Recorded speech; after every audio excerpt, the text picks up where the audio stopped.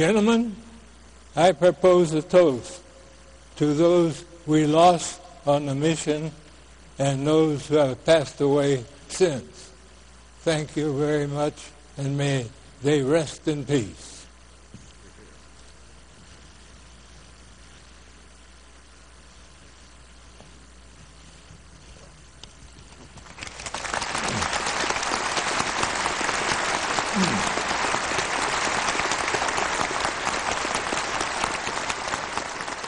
Gentlemen, I propose a toast.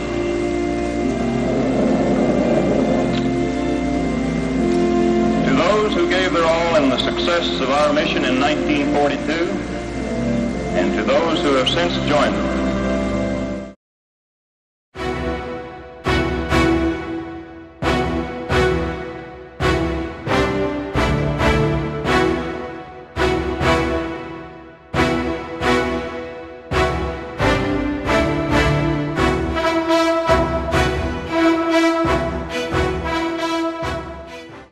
Ladies and gentlemen, welcome to the Doolittle Tokyo Raiders celebration and final toast. I'm retired Air Force Major Lloyd Bryant, and it is my distinct pleasure and a unique honor to be your master of ceremonies for this evening's events. 3 Raiders are on stage, but we are very fortunate to have 4 of the Doolittle Tokyo Raiders still carrying on the mission. Unfortunately, the co-pilot of crew number 16, Lieutenant Colonel Robert L. Height, cannot be with us tonight, but he is with us in spirit, and his family has made arrangements for him to watch tonight's proceedings online. Please join me in sending a warm welcome to Lieutenant Colonel Height.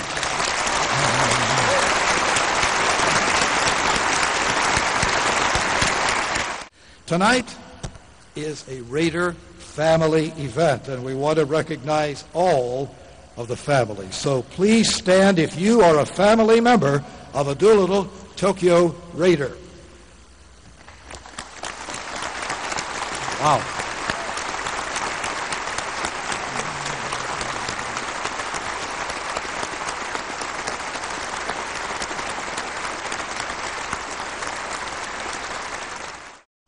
It's a privilege for us to host the events of the final toast of our Doolittle Tokyo Raiders, which is being done strictly in accordance with the Raiders' desires and wishes. We have all this lined up, and here we are. We are also going to maintain the goblets that you see in front of you here on exhibit in our World War II gallery in perpetuity, along with the exhibit of the B-25 on the deck of the USS Hornet, once again in strict accordance with the wishes of our Doolittle Tokyo Raiders, and we'll take good care of this in perpetuity. Last night, the Doolittle Tokyo Raiders gave the National Museum of the United States Air Force, and we will have this on display, a plaque, and I just want to read you what it says. It's the Final Mission Award, and it says, "Let it be known to all that this national institution, that is your National Museum of the United States Air Force, will forever be home to the 80 men known as the Doolittle Tokyo Raiders." And we will do that, gentlemen. We will accomplish this mission in perpetuity. Thank you for the honor of being able to do this. The time of the evening that we've all been waiting for, the final toast, is about to commence. And what you're about to see is what occurs and has been occurring behind closed doors each year as part of the annual private Doolittle Raider toast. 2 young men from the Air Force Academy are going to perform goblet duties, and the two curators from the National Museum of the Air Force who are in charge of the goblets. Now, what will occur first is the opening of the original bottle of cognac by Colonel Dick Cole. The final toast will now begin. Will Colonel C.D. Glines please come to the podium to begin the final toast, sir? The story of the goblets really begins with the history of the annual reunions that the Raiders have held through the years, and those meetings, always held on the anniversary of their epic mission, began when the carrier loaded with 16 B-25s on the deck of the Hornet was setting out to sea from San Francisco. The ground and flight crew members of those planes had volunteered for a dangerous mission but did not know what their destination was. Their leader, Lieutenant Colonel Doolittle, had a meeting on deck and explained that they were heading west to bomb Japan. He gave them details and ended his briefing saying that he would give them the biggest party they ever had in Chongqing, their ultimate destination after bombing military targets in Japan. As we know, those crews successfully bombed 5 Japanese cities, but 3 men died that day. 8 were captured, 15 planes crashed, and a 16th plane landed safely in Russian territory. But the crew was interned for more than a year. Although all the planes were lost, many crew members eventually made their way to Chongqing with the help of the Chinese, who paid dearly as thousands of villagers were killed for helping the Americans. Of course, they didn't all get to Chongqing, but Doolittle was a man of his word. After the war, as a lieutenant general, he got in touch with every raid survivor and invited them to be his guests at the McFadden Duvall Hotel in Miami on December 14, 1945, to celebrate his 49th birthday and thus fulfill the promise he had made before their mission. Most raiders who survived the war attended and were glad to meet again with the leader they all admired. They had a carefree time which was recalled by the night watchman named Tom Willemstein. I found a note Doolittle had presented in his files when I was working with him on his autobiography.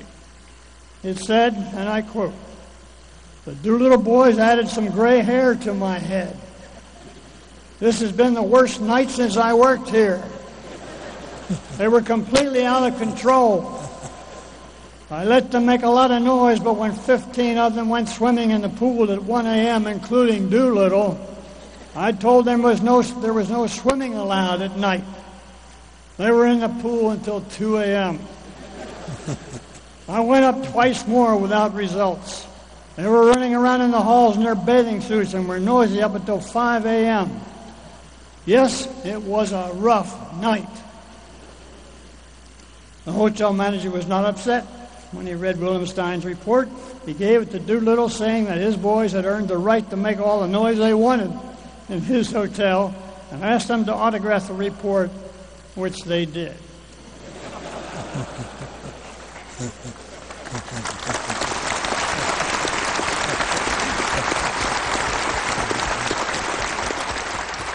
It had cost Doolittle $2,000 to keep his promise, and someone suggested they meet every year.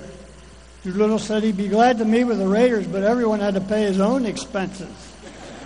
They've met every year except 1946, 51 because of the Korean War, and 1966 because of the Vietnam War. At the private business meetings during each reunion, they solemnly toasted their fellow Raiders who had passed on since their previous reunion. During the reunion in Tucson, Arizona in 1959, a local businessman named Charles C. Chuck Arnold, who was director of the Sunshine Climate Club that promoted Tucson as a business and tourist attraction, came up with the idea of a last man club for the Raiders. He persuaded Leon Levy, owner of a local department store, to pay for 80 sterling silver goblets, and Ben Schemmerhorn, a lumber distributor, to build a mahogany velvet-lined display case to hold them.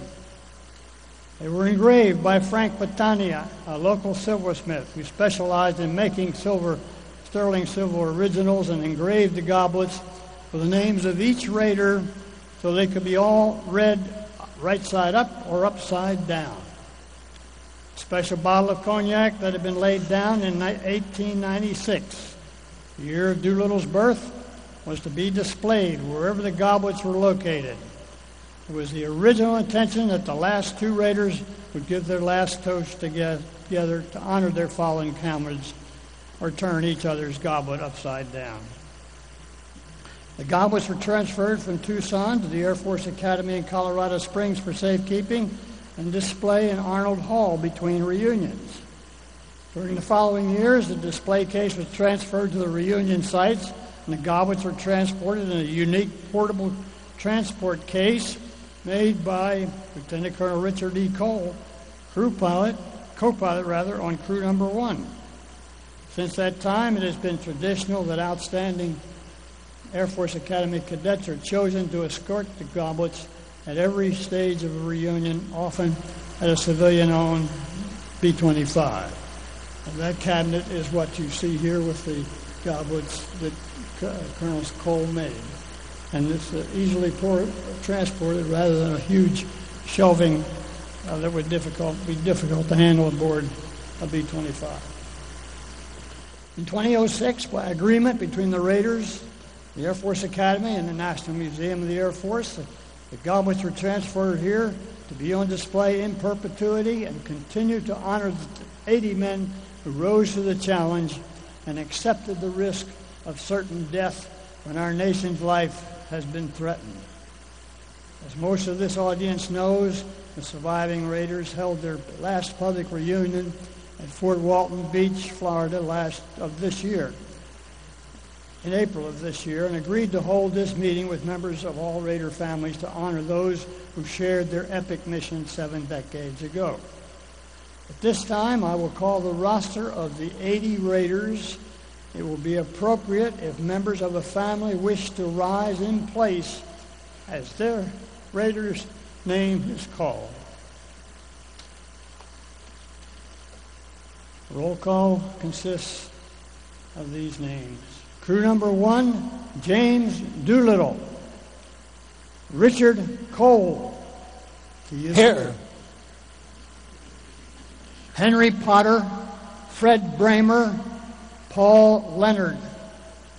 Crew number 2, Travis Hoover, William Fitzhugh, Richard Miller, Carl Wilder, Douglas Rodney.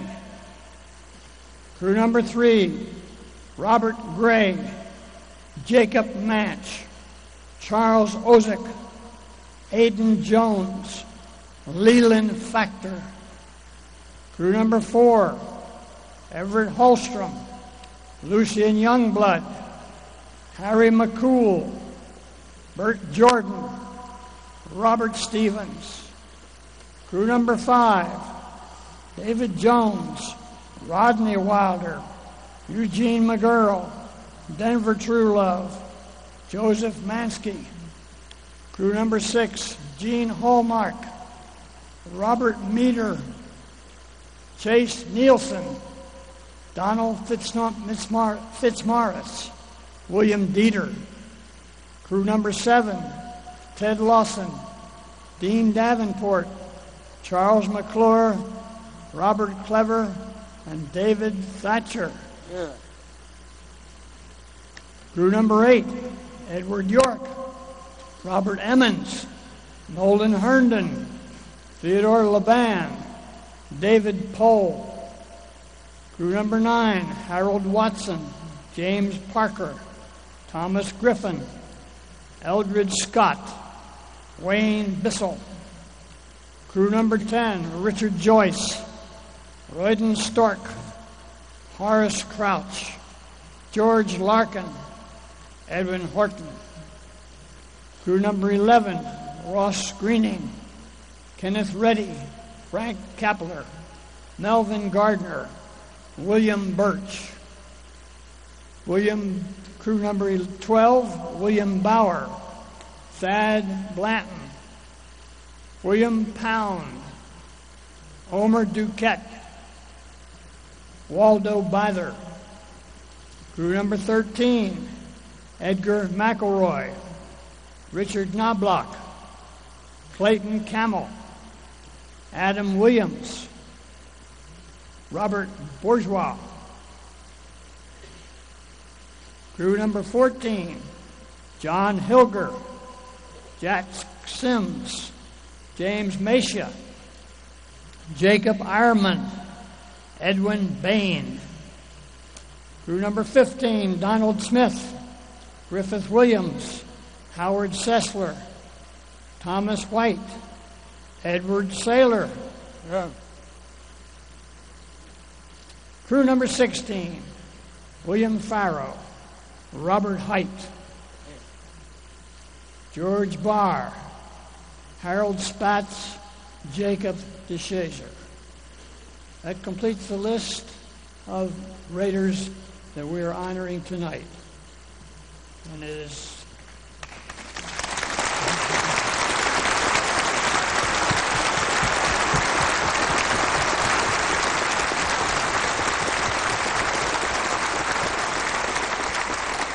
Thank you, Colonel Glines. Well, you've heard the story of the goblets. I'm going to pause now from the normal toast routine to speak briefly about the bottle of cognac being opened today. And to do this, please welcome to the microphone Senior Vice President of Hennessy USA, Mr. Rodney Williams.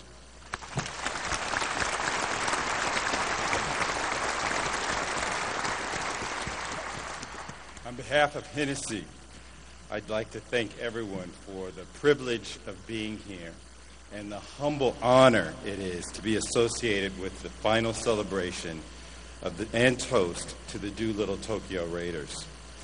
Who would have thought that a simple gesture many years ago would culminate in such a historic, once-in-a-lifetime event? The bottle was presented to General Jimmy Doolittle by a representative of Hennessy commemorating the year of his birth. We understand this occurred in 1956 as General Doolittle celebrated his 60th birthday. This is a very unique bottle. Typically, cognac is made by blending many different eau de vies and vintages to arrive at what we call a house style. Now, this particular bottle is one of a kind. It's from a single year, 1896. What's also unique is the label, which really reflects a style of being handcrafted and one of a kind. It's very simple and very, very unique. And finally, to dispel a myth, while many people believe this bottle went on display with the goblets, in fact, it did not. Instead, it remained in the personal care of the Raiders. A few years ago, when the time came for the bottle to be passed to the surviving Raiders, the true story began to surface. The bottle has been held in secrecy in various Raiders members' presence and preserved to be used at the final toast as General Doolittle had always wished. The original bottle was revealed to the Hennessy organization just a year ago at the 70th anniversary reunion. At that time, we were given permission to create a replica bottle that has been on display with the goblets at the National Museum of the United States Air Force. Today, the Doolittle Tokyo Raiders have brought the original 1896 vintage bottle to be opened in accordance with the wishes of their commander. We, the people of the Hennessy Company, are excited and deeply humbled and thankful to be a part of such a historic event. Thank you.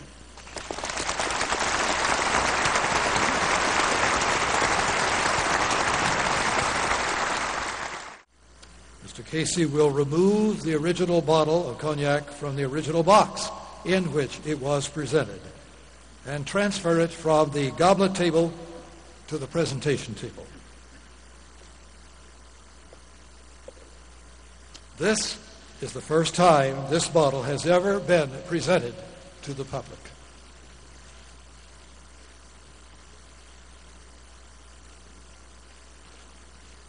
Colonel Cole, will you please take your position behind the table?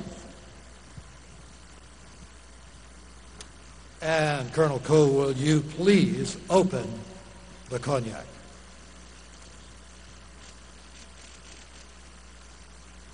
Colonel Cole is breaking the wax seal to remove the cork.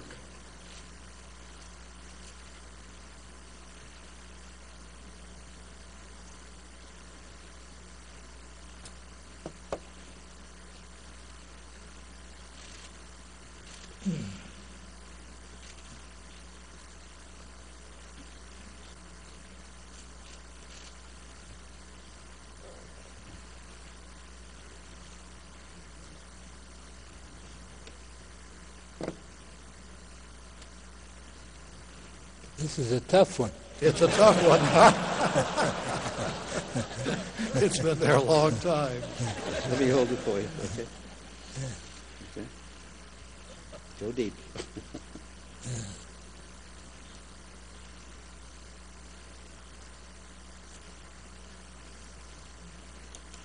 Okay, you got it this time. Okay. You want to try it now? Mm-hmm. Okay, now try it. Here she goes. Yep, she's going.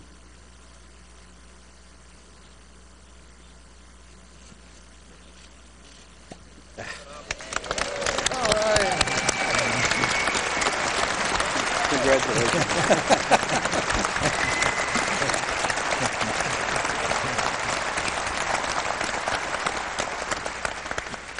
And now I invite our young men from the Air Force Academy, our cadets, to please present the goblets. Gentlemen.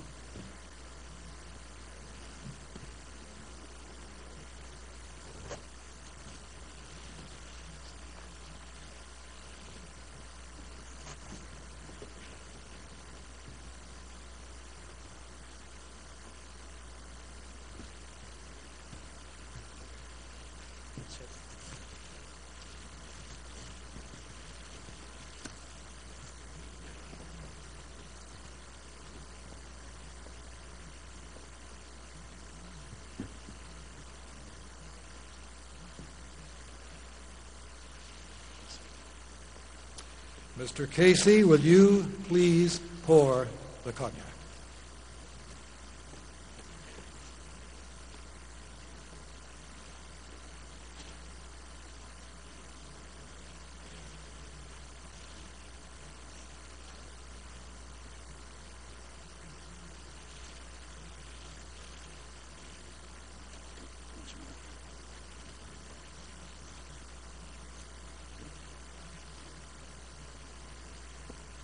Colonel Cole, will you please perform the final toast?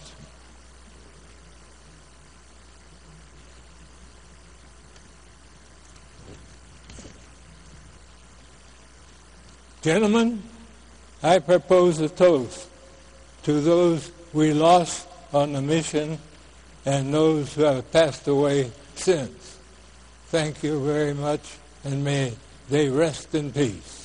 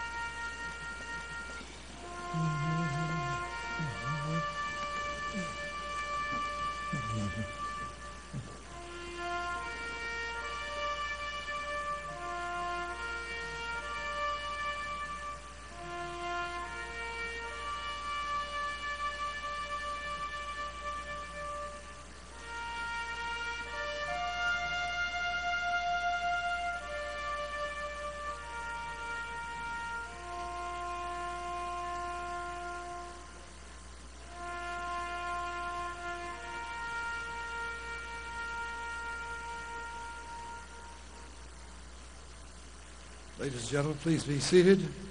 We'd like to thank Technical Sergeant Eric Knorr from the United States Air Force Band of Flight.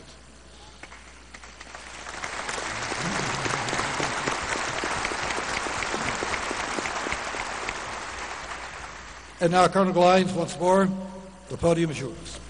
Ladies and gentlemen, as I said before, you have honored them, these men, these 80 men, by your presence tonight. This concludes the ceremony and also completes a mission. Thank you for being here.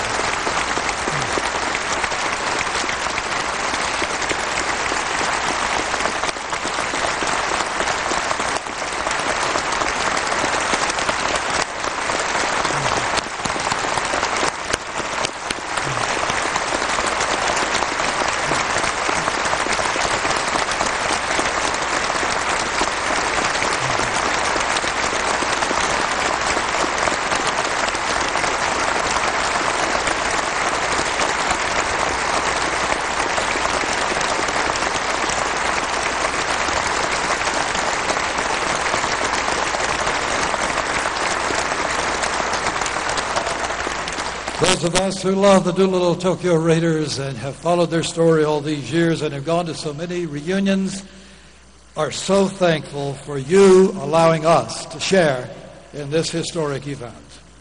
Thank you. We are all honored to have been a witness to the conclusion of a mission that has touched the lives of so many. Thank all of you here in the audience for being here today and your support of these great airmen.